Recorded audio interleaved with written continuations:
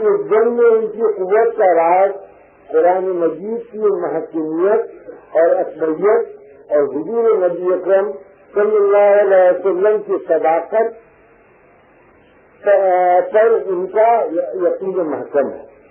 جن کی ایک جھلک آپ نے ان کے آج کے خطاب میں بھی دیکھ لی ہے۔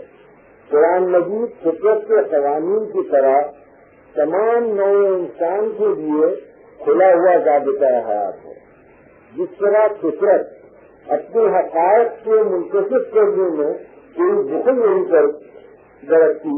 جو بھی اس کے نقاب کشائی کے لیے ہاتھ بڑھائے ان سے فطرت مسکراتی ہوئی جو حجابانہ اس کے سامنے آ جاتی ہے، اسی طرح خدا کی یہ کتاب عظیم بھی اپنی رہنمائی میں ماں اور سنا میں کوئی تکلیف نہیں کرتی۔ والذین جاہدوا فینا لنہدینہم سبلنا۔ خدا کا شکر ارشاد ہے، یعنی جو بھی ہمارے بارے میں جدوجہد کرے گا ہم اسے اپنی طرف آنے والے راستے دکھا دیں گے۔ پھر صداقت کے ساتھ جدوجہد کی ہے اور بس۔ حج کی مرتبہ وہ دعوت عام وسیجا قسمت باغا باندازہ جانت کیجا، لیکن کسی جدید راستے کی تلاش اسی وقت ہو سکتی ہے جب انسان اس راستے کے غلط ہونے کا احساس کرے جس پر وہ چلا جا رہا ہے۔ جیسا کہ پرویز صاحب نے اپنے خطاب میں وضاحت سے بتایا ہے،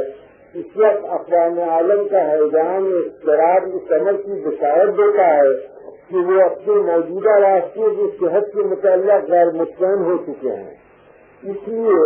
وہ ان کی جگہ ایک جدید راستے کی تلاش میں سرگرداں ہیں، اور چونکہ وہ اپنے ذہن کے تراشیدہ راستوں کو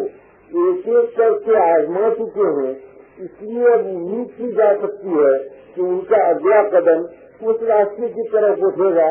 جو قرآن مجید نے متعین کیا، اور جو